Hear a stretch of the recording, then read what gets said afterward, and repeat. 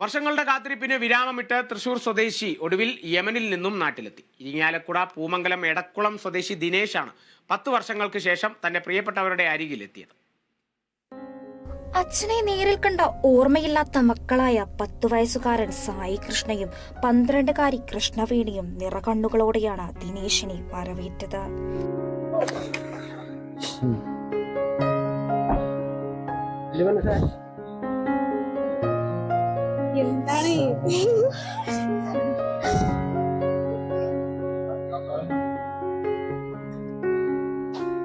സാമ്പത്തിക പ്രയാസത്തെ തുടർന്ന് ജീവിതം കരക്കെടുപ്പിക്കാൻ 2014 ദിനേശ് യമനിലേക്ക് പോകുന്നത്. പിന്നീട് യമനിൽ യുദ്ധം പൊട്ടിപ്പുറപ്പെടുകയും ഇതിനിടയിൽ സ്പോൺസറുടെ കയ്യിൽ ദിനേശിന്റെ പാസ്പോർട്ട് അകപ്പെടുകയും ചെയ്തു. തിരികെ പോരാൻ സാധിക്കാതെ യമനിൽ കഷ്ടതകൾക്ക് നടുവിലായി പിന്നീടുള്ള ജീവിതം. ദിനേശിനെ തിരികെ എത്തിക്കാൻ കുടുംബവും സുഹൃത്തുക്കളും നിരവധി പേരെ കാണുകയും അപേക്ഷകൾ സമർപ്പിക്കുകയും ചെയ്തിരുന്നുവെങ്കിലും ഫലമുണ്ടായില്ല. ഇതിനിടെയാണ് വിഷയം നാട്ടുകാരനും പൊതുപ്രവർത്തകനും കൂടിയ വിപിൻ പാറമേക്കാട്ടിലിന് മുന്നിൽ പൂമംഗലം സ്വദേശി ഉണ്ണി മുഖേന എത്തുന്നത്.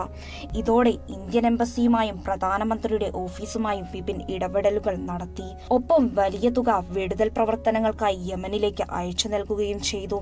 കോട്ടയം സ്വദേശി ഷിജു ജോസഫ്, സാമൽ ജെറോം എന്നിവരും ദിനേശിന്റെ വിടുതലിനായി ഇടപെട്ടു. ഇതെല്ലാമാണ് ദിനേശിനെ തിരികെ നാട്ടിലെത്താനുള്ള വഴിയൊരുക്കിയത്. ദിനേശിനെ സ്വീകരിക്കാനായി വിപിൻ പാറമേക്കാട്ടിലും ഉണ്ണി പൂമംഗലവും എയർപോർട്ടിൽ എത്തിയിരുന്നു. പിന്നീട് ദിനേശിന്റെ വീടായ എടക്കുളത്തേക്ക് സുഹൃത്തുക്കളും ബന്ധുക്കളും എല്ലാം തന്നെ ദിനേശിനെ സ്വീകരിക്കാനായി കാത്തുനിന്നിരുന്നു.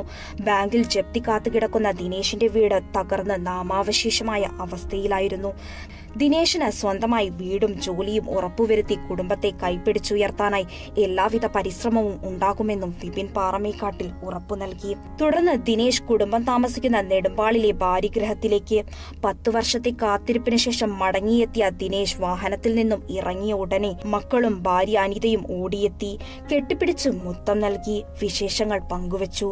അപ്പോഴൊക്കെ മധുര വിതരണവും ആരംഭിച്ചിരുന്നു.